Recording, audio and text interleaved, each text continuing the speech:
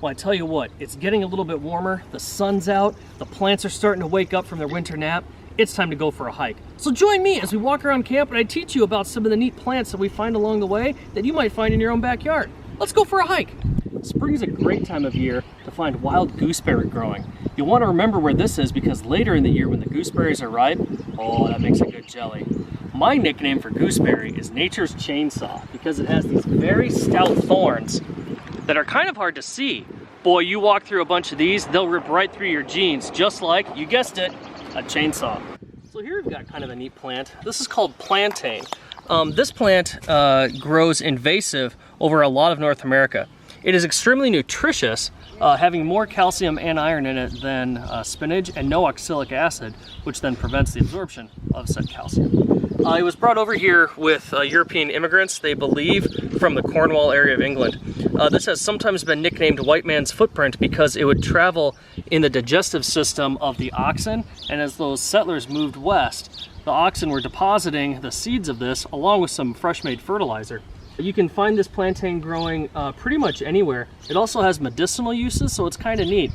It is a very strong growing plant, so it's really hard to get rid of in your garden or in your front lawn.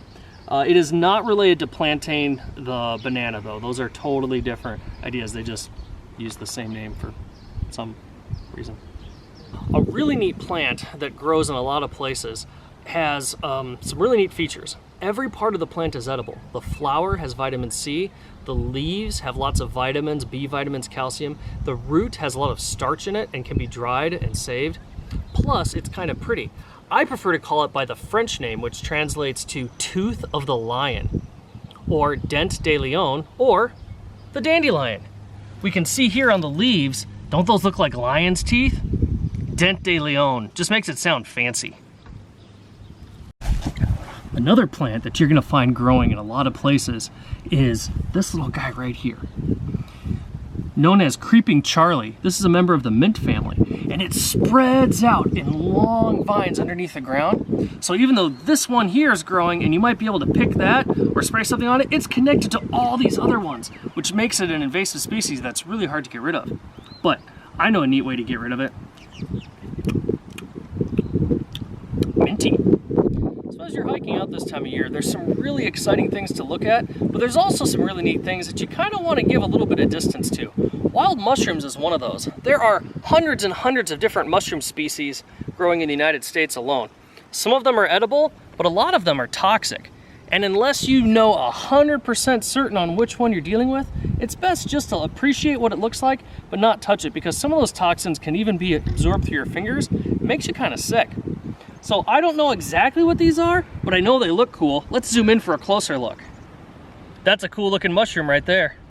This tree is a Douglas fir. You can tell the difference between firs, spruces, and pines by their needles. Firs have flat needles, pines have round needles, and spruce trees' needles are almost more triangular in cross-section when you rub them between your fingers. Something neat about the Douglas fir is the story that goes along with their cones.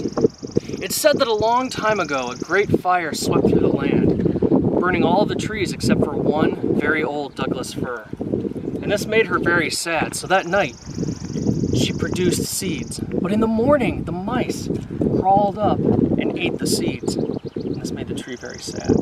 So she looked up to the Creator and asked, please, don't let the forest end with me. Protect my seeds so that the forest can grow again. So that night, the tree for her final time made seeds. Only this time, these strange things appeared around the seeds. And in the morning, when the mice climbed up the branch and out and tried to get into those seeds, those strange things snapped shut, trapping the mice and saving the seeds. Now, some people say that's why we have Douglas fir trees to this day. Is that true? I don't know, I wasn't there. But I do know that if we look at the cone of a Douglas fir today, it's been said that we can see the back end of the mice still sticking out from when they got trapped so many years ago. Mouse butts.